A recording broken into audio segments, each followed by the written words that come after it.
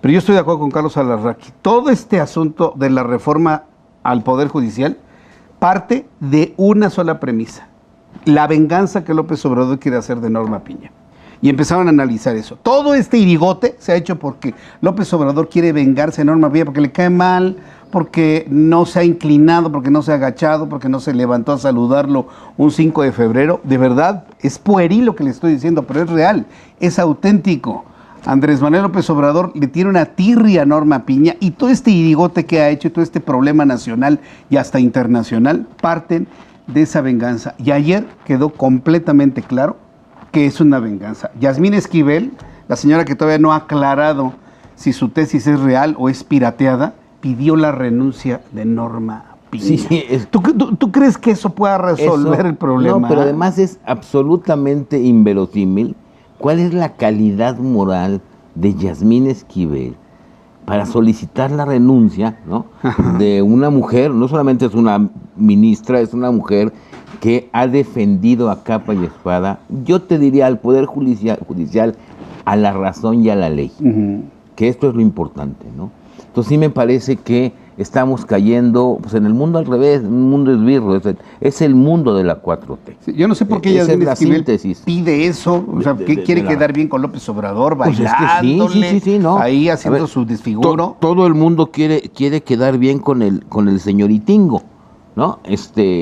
Entonces, pues es como le gusta tener a los poderes postrados ante él, aunque ya se van. Y fíjate que no sé si quieras más adelante, yo sí tengo unos datos muy contundentes del Poder Judicial que te muestran que es una vil venganza contra Norma Piña y los ministros de la Suprema Corte de Justicia que no han apoyado sus barbaridades. Sí. Fíjate, tú mencionabas, Mario, Jorge, amigos, la importancia de defender el Estado de Derecho, de defender la Constitución. Pero como no defienden a López Obrador en sus locuras violatorias inclusive de la Constitución, entonces por eso es la enemigo número uno de Andrés Manuel López Obrador. En eso se resume todo. Sí.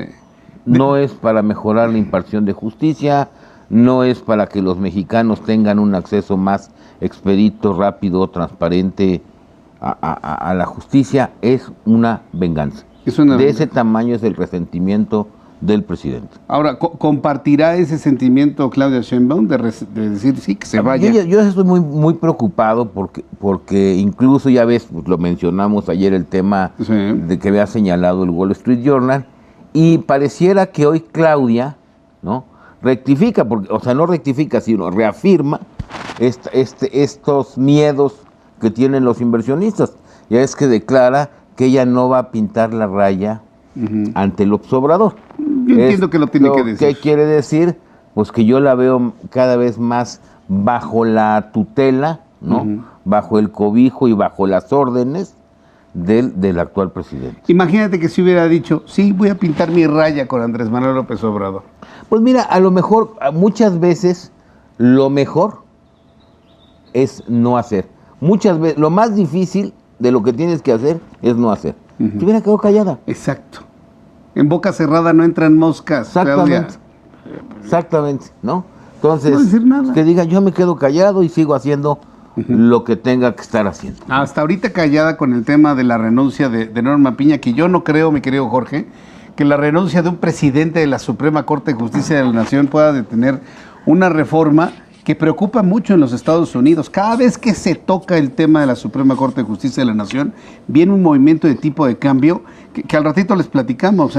Para López Obrador, la economía es solamente el tipo de cambio, no entiende más allá de esa nariz del tipo de cambio. ¿Tú cómo ves esa presión que ahora tiene la presidenta de la Suprema Corte de Justicia de la Nación, mi querido Jorge? Pues mira, terrible, obviamente coincido con ustedes. Igual que en Estados Unidos, el presidente legalmente no tiene la posibilidad de provocar ese cambio, pero políticamente sí tiene muchas herramientas para presionar y hacer lo que deba de hacer. Me parece una aberración, una manifestación más de el carácter impulsivo y rencoroso de López Obrador. Para muestras tenemos mil, Calderón, Lórez de Mola, Ricardo Salinas, etcétera, ¿no? Que son relaciones a las que López Obrador les busca venganza de hechos en el pasado, tenga o no tenga razón.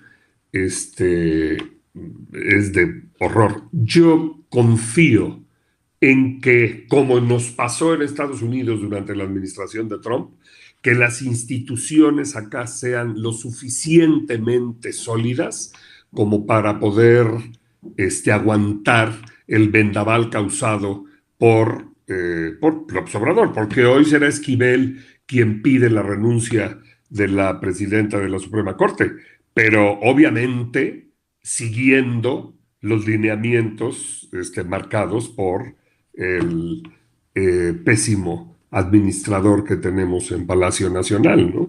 Entonces confío, cruzo los dedos, y es horrible que en México tengamos que vivir en la esperanza. Somos guadalupanos y en eso ciframos la esperanza, pero confío en que las instituciones sean lo suficientemente sólidas para aguantar este vendaval, ¿no? Yo también confío en esa solidez de las instituciones, las cuales ha querido destruir Andrés Manuel López Obrador. Hoy le preguntaron obviamente al presidente que qué opinaba de la petición de Yasmín Esquivel, y me parece que la pregunta es interesante porque ¿quién más que el mismo presidente le puede pedir a Yasmín Esquivel que pongan ese tema en la mesa de la renuncia de la ministra? Que el mismo presidente, hombre, le preguntan y dicen, fíjense lo que dice, yo respeto mucho lo que dicen los ministros de la Suprema Corte. Bueno, si respetara a los ministros de la Suprema Corte, ¿para qué queremos reforma? Claro. Y no habría foros en este momento. Vean cómo él mismo se hace bolas en su propio discurso de rencor y resentimiento, ¿sí? De su mismo dolor interno que tiene el presidente mexicano. Si yo lo respeto mucho, pues no lo respeta, si no, no estaríamos en todo este gran problema en el que nos ha metido, ¿no? Y pues aseguró que no es necesario que renuncie Norma Piña. Aparte, manda a Yasmín Esquivel y a la mera hora la deja solita, ¿no?, en su propuesta. Vamos a ver lo que dijo esta mañana. De respeto, ¿no?, a lo que opinan los ministros de otro poder. Yo pienso que el mejor método para resolver problemas es el método democrático. Para no equivocarnos, lo mejor es preguntar. Y si se aprueba una reforma para renovar el Poder Judicial de manera ordenada, sin excluir a nadie, pero que sea el ciudadano, que sea el pueblo, el que elija a los jueces, a los magistrados, a los ministros, vamos a avanzar mucho. Es que no hace falta que renuncie nadie, es nada más que continúe el debate sobre la necesidad de la reforma, hacer un buen análisis, un buen diagnóstico.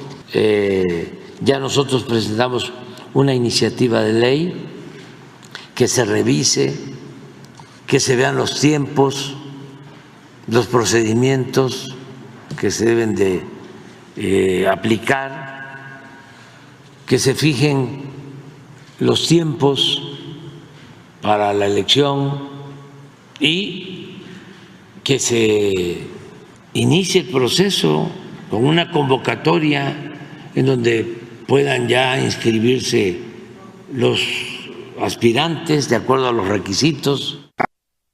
Sí, y que los ponga él, ¿no? Y los proponga, porque volvemos a lo mismo. Si usted piensa que se va a elegir como ministro el abogado que vive a la vuelta de su casa, eso no es cierto. Los va a proponer el presidente de la República o los partidos políticos. Esto es todo un verdadero engaño.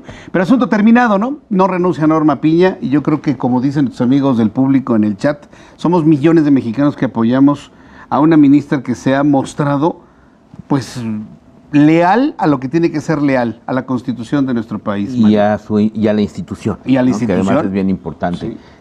Sí, en efecto, ¿no? Y me preocupa porque además hoy en la mañanera él dejó ver que a su reforma no le van a cambiar una coma, ¿eh? Ah, no, sí. No. O sea, pero fíjate el doble discurso, que se discuta, que se apruebe una reforma, pero luego empieza a decir, pues a todo que no. Entonces deja ver qué es su reforma. Pero fíjate que a mí me llama la atención porque se ha satanizado al Poder Judicial por muchas cosas, ¿no? Incluso a la Suprema Corte de Justicia. Y diciendo pues que los asuntos son lentos, que no hay justicia, etcétera, etcétera. Yo nada más me voy a algunas cifras de que estuve chocando el censo nacional de impartición de justicia. Estas cifras son del INEGI. Y por ejemplo, durante el periodo 18-22, el presupuesto del Poder Judicial se redujo más de 10% en términos reales. O sea, tienen menos recursos. Pero a la par, durante ese periodo, el ingreso de asuntos jurisdiccionales tuvo un incremento del 20%. O sea, menos lana, más asuntos por resolver. Que eso es bien importante. Es decir, ha habido un castigo, un castigo al Poder Judicial. El Consejo de la Judicatura, que es realmente quien lleva pues el mayor peso, los asuntos que vio el Consejo de la Judicatura pasaron de 1 millón a 1.25 millones en ese periodo. Y durante ese mismo periodo, el número de jueces y magistrados aumentó apenas 18%. Es decir, hay menos jueces y más asuntos. Más trabajo. Entonces, eso es otro elemento. O sea, igual a mayor rezago. Exactamente, Pues sí. Exactamente. Y luego, fíjate, se ha dicho mucho de la Suprema Corte de Justicia y lo que gasta. La Suprema Corte de Justicia absorbe apenas el 7% del presupuesto total al Poder Judicial y el 4% de los servidores públicos adscritos al Poder Judicial, ¿no? Si vamos revisando esto detenidamente, ¿no? Fíjate, en 4 años solamente han crecido 11, solamente hay 11 nuevos juzgados de distrito. Es un incremento del 2.5%, cuando el incremento de asuntos ha sido del más del 22%. Entonces, claramente hay una estrategia. ¿Y quién le ha recortado los recursos? La Cámara de Diputados, la mayoría de Morena. Entonces, hay una estrategia muy fuerte, pues precisamente para cortar de recursos al Poder Judicial y que se estén enfrentando este número de asuntos. Un juez, ¿no? Más o menos, tiene que ver, un juez, 762 asuntos al año. Es decir, 2 diarios. 2 diarios. 2 diarios. Con todo lo que representa estudiar, analizar, revisar un asunto, 2 diarios, suponiendo que trabajan sábados y domingos, y días festivos, y puentes. Si no, eso sería 3 diarios o 4 diarios. Y estamos hablando de jueces, ¿no? Para que no digan, es que los magistrados de los ministros de la Suprema Corte. Entonces ha habido un castigo tremendo al Poder Judicial. Entonces no son las cosas necesariamente como las dice el presidente. Creo que si viéramos esto todavía más a detalle, pues la primera sugerencia es, a ver, maestro, ¿quiere reformar el Poder Judicial? Vamos a entrarle una reforma, pero de entrada hay que aumentarles el presupuesto. ¿Qué necesitan? Más infraestructura, más capital humano, más jueces preparados, entre otras cosas. Pero ¿cómo? Si permanentemente le estoy restando o le estoy cortando el presupuesto, ¿no? Y es totalmente falso que la Suprema Corte de Justicia, digamos, sea, pues, ¿qué te diré?, el gran elefante blanco. Fíjate, el Poder Judicial tiene reportados 54.388 trabajadores. Solamente 3.600 pertenecen a la Suprema Corte de Justicia. La mayoría de ellos están en el Consejo de la Judicatura. ¿Por qué? Pues porque es quien precisamente concentra a los magistrados, a los jueces, etcétera, etcétera, etcétera, y a todo el equipo de estos. Entonces, me parece que aquí es la estrategia clara del presidente, en donde hay una revancha y hay un desquite contra la Suprema Corte de Justicia y en especial contra Norma Piña.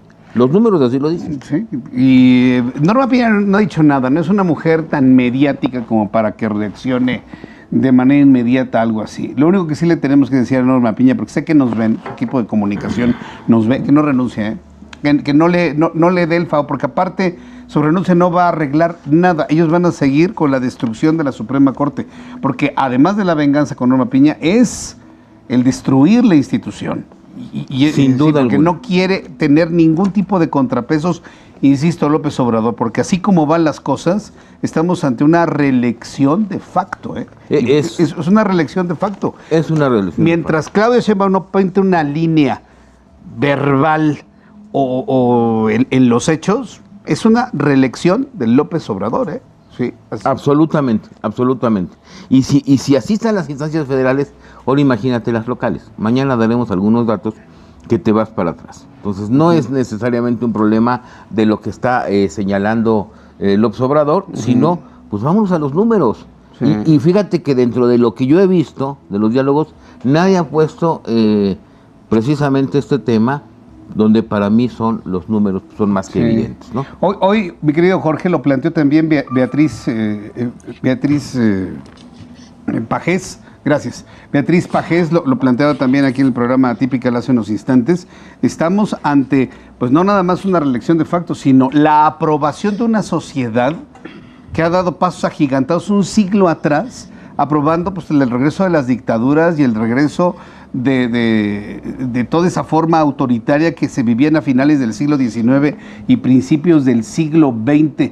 ¿Tú coincidirías con esa forma de ver las cosas? Hemos retrocedido 100 años para que la sociedad avale un gobierno dictatorial, porque insisto, mientras Claudia no ponga una raya, ella va a ser nada más una gestora, ¿no? Va a ser una oficialía de partes de lo que esté ordenando Andrés Manuel López Obrador, mi querido Jorge.